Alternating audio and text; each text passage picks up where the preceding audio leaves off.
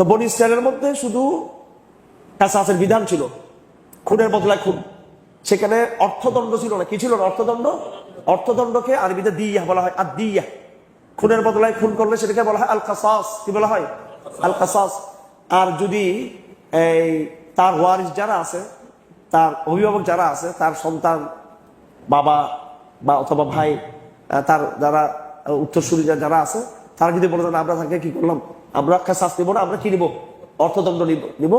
তখন শরীয়তে ইসলামী ফিকহের বিধানে বিস্তারিত সেই বিধানগুলো কি করা আছে, এখানে উল্লেখ করা আছে। হ্যাঁ, এটাকে বলা হয় দিয়াত। এটাকে কি বলা হয়? দিয়াত বলা হয়।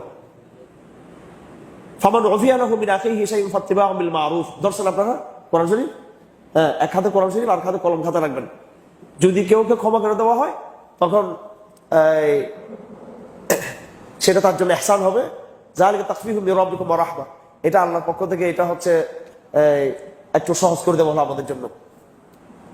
আল্লাহ পাক বলেন ওয়ালাকুম ফিল কাসাসি হায়াতুন ইয়া উলিল আলবাব। হে জ্ঞানীরা, কাসাসের মধ্যে তোমাদের জীবন রয়েছে। যখন দ্রুত বিচার হবে, খুনের বদলায় যখন খুন হবে, তখন সমাজের মধ্যে খুনি, দ্বিতীয় কোনো খুনি তার উত্থান ঘটবে না। সে আর খুন খারাপি করার কি ব্যাপার সাহস পাবে না। কারণ সে দেখতেছে খুন করে কেউ কি পাচ্ছে না, পাইতেছে না। এবং দ্রুত বিচারটা কি হচ্ছে, কার্যকর হচ্ছে। এবং ইসলামী দণ্ডবিধি বাস্তবায়নের নিয়মটা হলো সেটা প্রকাশ্য হবে। কি হবে? সেটা প্রকাশ্য হবে। এখন বাংলাদেশের কোন কারাগারে কার ফাঁসি হইতেছে কেউ জানে না। জানে কেউ? জজ কোর্ট, হাইকোর্ট, সুপ্রিম কোর্ট, আবার প্রেসিডেন্ট ক্ষমা করার কেউ না ইসলামিক আইনে।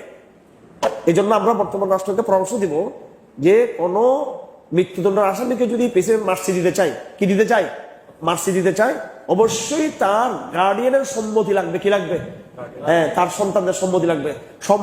সন্তানদের, ওয়ারিসদের সম্মতি ছাড়া দুনিয়ার কোন রাজা বাদশা এক হয়েও কোন একজন মানুষের খুনের কি করতে পারবে না, ক্ষমা করতে পারবে না।